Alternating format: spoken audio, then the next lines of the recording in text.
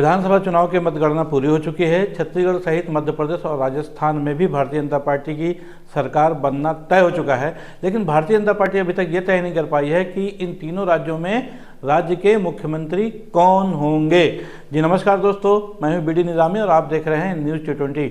आज हम बात करेंगे इन तीनों राज्यों से संबंधित कि किसकी संभावना ज़्यादा है मुख्यमंत्री बनने की। सबसे पहले हम बात करेंगे छत्तीसगढ़ की। छत्तीसगढ़ की स्थितियाँ ये है कि यहाँ पर 5 नाम जरूर चर्चा में है, जिनमें प्रदेश अध्यक्ष अरुण साव सहित महिला नेत्री रेणुका सिंह, ओपी चौधरी और डॉक्टर रमन सिंह स्वयं, जो कि एक पुराना नाम है। और बावजूद उसके एक नाम और है विष्णुदेव साय का, जो कि 2 बार भारतीय जनता पार्टी के अध्यक्ष भी रह चुके हैं। आज की जो तारीख में जो हालात हैं उसमें ऐसा लगता नहीं कि किसी पुराने मुख्यमंत्री को इस बार फिर से मुख्यमंत्री बनाया जाए, चाहे वो छत्तीसगढ़ हो या मध्य प्रदेश या राजस्थान। ऐसी स्थिति में देखा जाए तो डॉक्टर रमन सिंह और मध्य प्रदेश शिवराज सिंह चौहान और राजस्थान से वसुंधरा राजे सिंधिया के लिए मुश्किलें बढ़ गई हैं। ऐसा लगता है कि पार्टी को नए नेताओं की तलाश है, नए चेहरे की तलाश है, और उन चेहरों में ओपी चौधरी का नाम छत्तीसगढ़ में चल ही रहा है। साथ ही तेज तरार आदिवासी महिला नेत्री रेणुका सिंह का नाम सबसे ऊपर बताया जा रहा है। गत दिवस जो है उनके घर के आसपास जो है स्पेशल फोर्स भी लगा दी गई है, जिसको देखते हुए चर्चा हो रही है रेणुका सिंह को ही, क्योंकि वो महिला भी हैं, आदिवासी भी हैं। और जिस तरह से भारतीय जनता पार्टी आदिवासियों के लिए, महिलाओं के लिए जिस तरह से अपने बयानों में इनके प्रति मेहरबान नजर आती है, इसलिए इसमें कोई आश्चर्य नहीं होना चाहिए कि किसी दलित महिला को या आदिवासी महिला को मुख्यमंत्री बना दिया जाए छत्तीसगढ़ में। ऐसी स्थिति में रेणुका चौधरी का नाम सबसे ऊपर है। हालांकि शनिवार इतवार को भारतीय जनता पार्टी की विशेष बैठक होने वाली है, संभवतः उस दिन तीनों राज्यों के मुख्यमंत्री तय कर लिए जाएंगे, लेकिन आज की परिस्थितियों में रेणुका सिंह बहुत ही सशक्त दावेदार के रूप में उभरी हैं। उसके अलावा यदि ऐसी स्थिति में यदि उनको मुख्यमंत्री बना दिया जाता तो बाकी दावेदारों का क्या होगा, ये सवाल भी आता है। उसका भी जवाब भारतीय जनता पार्टी के नेताओं के पास है। हमारे पास जो अपुष्ट सूत्रों से जो खबर आ रही है उसमें यह कि ऐसी स्थितियों में 1 या 2 उप मुख्यमंत्री भी बनाए जा सकते हैं। छत्तीसगढ़ में जिनका नाम उप मुख्यमंत्री के चल रहा है, अब पहला नाम वर्तमान प्रदेश अध्यक्ष जिनके नेतृत्व में भारतीय जनता पार्टी ने ये चुनाव जीता है छत्तीसगढ़ का, अरुण साव, उनको उप मुख्यमंत्री पद दिया जा सकता है। और उत्तर प्रदेश की तरह ही यहाँ पर 1 से ज़्यादा उप मुख्यमंत्री बनाए जा सकते हैं। वैसी स्थिति में ओपी चौधरी दूसरा नाम हो सकता है जिसको दूसरा उप मुख्यमंत्री बनाया जाए। इन दोनों चूंकि एक ही वर्ग विशेष से हैं, ओबीसी वर्ग से आते हैं, और यदि इनमें से कोई बदलना होगा, किसी को महत्वपूर्ण विभाग देकर मंत्रिमंडल में शिफ्ट करना होगा, तब विष्णुदेव साय तीसरा विकल्प होंगे उप मुख्यमंत्री बनाए जाने के लिए। इन दोनों में से किसी एक के बदले। और इन सब के बीच में सबसे महत्वपूर्ण चर्चा इस बात की होगी कि 3 बार मुख्यमंत्री रहे डॉक्टर रमन सिंह का क्या होगा। डॉक्टर रमन सिंह 3 बार मुख्यमंत्री रहे, बहुत बड़ा चेहरा है, और विधानसभा चुनाव में टिकट वितरण के दौरान उनकी काफ़ी चली भी है। इसलिए यह माना जा रहा है कि उनके लिए भारतीय जनता पार्टी ने एक नई जिम्मेदारी कवायद हो रही है, और वो जिम्मेदारी हो सकती है विधानसभा अध्यक्ष के रूप में। ऐसे प्रयोग भारतीय जनता पार्टी पहले भी कई बार कर चुकी है और तमाम राजनीतिक पार्टियां भी करती हैं। यदि 3 बार के मुख्यमंत्री को चौथी बार नहीं बनाना तो विधानसभा अध्यक्ष एक नई जिम्मेदारी के रूप में देकर के उनके अनुभव का लाभ भी छत्तीसगढ़ में भारतीय जनता पार्टी ले सकती है। अब हम बात करेंगे छत्तीसगढ़ के बाद मध्य प्रदेश की। तो मध्य प्रदेश में भी सबसे बड़ा चेहरा आज भी शिवराज सिंह चौहान है, लेकिन जिस तरह से भारतीय जनता पार्टी की नीतियाँ चल रही हैं, ऐसा लगता नहीं कि उनको रिपीट करेंगे। और ऐसी स्थिति में चूँकि वो 18 साल मुख्यमंत्री रह चुके हैं, और जिस ढंग से भारतीय जनता पार्टी ने सांसदों को चुनाव मैदान में उतारा था और उनमें से अधिकांश जीते भी हैं, और जिसमें खासतौर जो बड़े नाम उसमें प्रहलाद पटेल, नरेंद्र सिंह तोमर और कैलाश विजयवर्गीय, ये 3 बड़े नाम हैं। और जो इनमें सबसे जो महत्वपूर्ण नाम है जिस पर चर्चा चल रही है वो है प्रहलाद पटेल की। हालांकि शिवराज सिंह चौहान से उनके संबंध अच्छे नहीं थे, और पिछली बार भारतीय जनता पार्टी के प्रदेश अध्यक्ष का मामला चल रहा था और पार्टी हाईकमान उनको प्रदेश अध्यक्ष बनाना भी चाहता था। तो कहीं ना कहीं शिवराज सिंह चौहान ने एक तरह से अड़ंगेबाजी कर दी थी। उनसे पूछा गया था तो उन्होंने उस पर सहमति नहीं दी थी, और इस बात की स्वीकारोक्ति स्वयं प्रहलाद पटेल ने पत्रकारों से चर्चा के दौरान स्वयं की थी।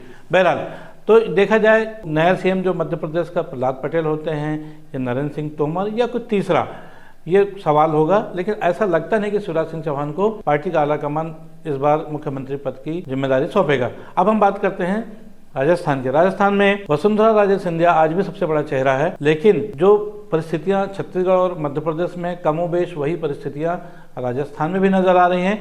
और ऐसी स्थिति में जो नाम वहाँ पर अन्य जो दावेदार हैं मुख्यमंत्री पद के, उन नामों में देखा जाए दिया कुमारी एक नया नाम है, महंत बालकनाथ एक दूसरा नाम है, और उसके अलावा अर्जुना मेघावाल और अश्वनी वैष्णव ये 2 अन्य नाम हैं जिन पर हाईकमान इसके नामों पर विचार कर सकती है।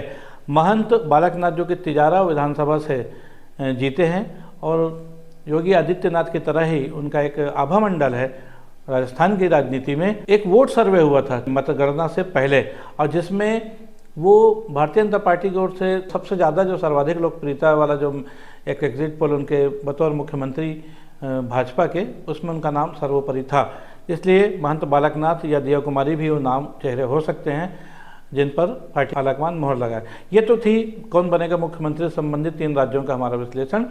उसके अलावा की चौथी बात हमारे पास ये है, वो ये है कि जिन सांसदों को भारतीय जनता पार्टी ने विधानसभा चुनाव लड़ने भेजा था और जो जीत चुके थे, उन सबको आज पार्टी के राष्ट्रीय अध्यक्ष जेपी नड्डा ने आदेश दिया कि वो अपने अपने लोकसभा सदस्यता से इस्तीफा दे दें और उसके बाद लगभग तमाम लोगों ने लोकसभा की सदस्यता से इस्तीफा भी दे दिया है। इसको देख के ऐसा लगता है कि पार्टी का जो हाईकमान है, मतलब भारतीय जनता पार्टी के जो शीर्ष नेतृत्व है, वो 2024 के लोकसभा चुनाव की तैयारियों में अभी से जुट गया है और वो चाहता है कि ये जो सांसद रहे हैं, अभी तक केंद्र में मंत्री रहे हैं या और जो विधानसभा चुनाव जीत चुके हैं, वो अपने अपने राज्यों में रह करके संगठन के लिए काम करें। पार्टी का जो आला कमान है, इन सांसदों से जो विधायक बन चुके हैं राज्यों में उनकी सेवाएं लेना चाहते हैं, इसीलिए लोकसभा की सदस्यता से इस्तीफा दिलवाया गया है। ये स्पष्ट है कि 2024 के जो लोकसभा चुनाव है भारतीय जनता पार्टी के लिए महत्वपूर्ण है। उस दिन तीसरी बार नरेंद्र मोदी को प्रधानमंत्री बनाने की नीयत से।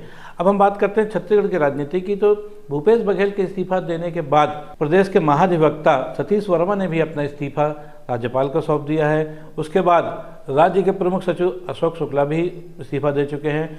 मुख्यमंत्री के निज सचिव और ओएसडी रहे जो तमाम लोग जो दूसरे विभागों से आए हुए थे, उन सब के भी इस्तीफे लेकर के उनको वापस उनके मूल विभाग में भेज दिया गया है।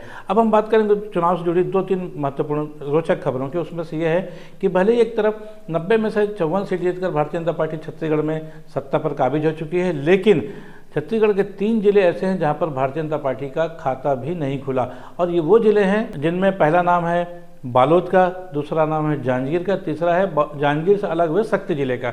अगर हम बात करते हैं बालोद जिले की, तो वहाँ पर 3 विधानसभा सीटें हैं।